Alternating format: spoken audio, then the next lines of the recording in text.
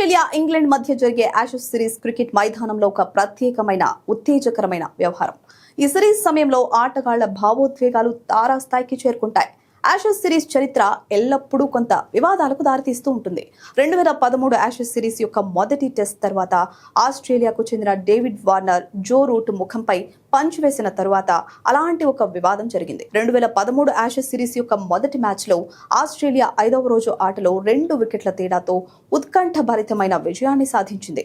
విజయం కోసం చేసిన ప్రయత్నం ఇంగ్లీష్ మరియు ఆస్ట్రేలియా ఆటగాళ్ల మధ్య చాలా స్లెడ్జింగ్ కు దారితీసింది. విజయం తరువాత ఆస్ట్రేలియా ఓపెనర్ డేవిడ్ వార్నర్ జట్టు హోటల్ సమీపంలోని బార్లో పానీయాలు ఆస్వాదిస్తున్నాడు. జో రూట్ కూడా తన సహచరులతో కొంతమందితో అదే బార్కు వచ్చాడు. ఈ సమావేశంలో జో రూట్ ఆస్ట్రేలియన్ జెండాను పోలి ఉండే ఆకుపచ్చ రంగు విగ్ ధరించాడు. అయితే రూట్ దక్షిణాఫ్రికాకు చెందిన హషీమ్ ఆమ్లాను అనుకరిస్తున్నాడని డేవిడ్ వార్నర్ భావించాడు. తత్ఫలితంగా వార్నర్ జో రూట్ ను విగ్ తొలగించమని కోరాడు. రూట్ ఆమ్లా పట్ల జాత్యహంకారంతో ప్రవర్తిస్తున్నాడని వార్నర్ భావించాడు. డేవిడ్ వార్నర్ జో రూట్ ను బలవంతంగా కొట్టడానికి ప్రయత్నించినప్పుడు శారీరకంగా గొడవ కూడా జరిగింది. ఈ సమయంలో వార్నర్ జో రూట్ ముఖంపై కొట్టాడు. పరిస్థితి తీవ్రతను చూసి అతని సహచరులు రూట్ మరియు వార్నర్ ను వేరు చేశారు. కానీ ఈ సంఘటన అందరికీ తెలిసిందే.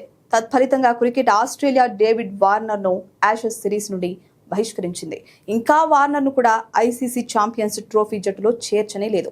ఆస్ట్రేలియా ఇంగ్లాండ్ మధ్య 2025-26 యాషెస్ ఉత్సాహం ప్రారంభమైంది.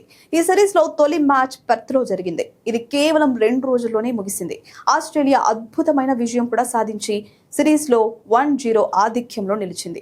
ఇరు జట్ల మధ్య రెండో టెస్ట్ డిసెంబర్ 4న గబ్బాలో జరుగుతుంది. యాషెస్ సిరీస్ లోని ఈ మ్యాచ్ పింక్ బాల్ తో జరుగుతుంది. పర్త్ టెస్ట్ కేవలం 2 రోజుల్లోనే ముగిసింది. కానీ గబ్బా టెస్ట్ లో అభిమానులు 5 రోజుల ఉత్సాహాన్ని అనుభవిస్తారని భావిస్తున్నారు. మ్యాచ్ 5 రోజులు కొనసాగితే అభిమానులు క్రికెట్ థ్రిల్ ను అనుభవిస్తారు. ఆటగాళ్ల పరిహాసం మరియు స్లెడ్జింగ్ యొక్క ప్రత్యేకమైన థ్రిల్ తో పాటు పర్త్ లో కనిపించలేదు.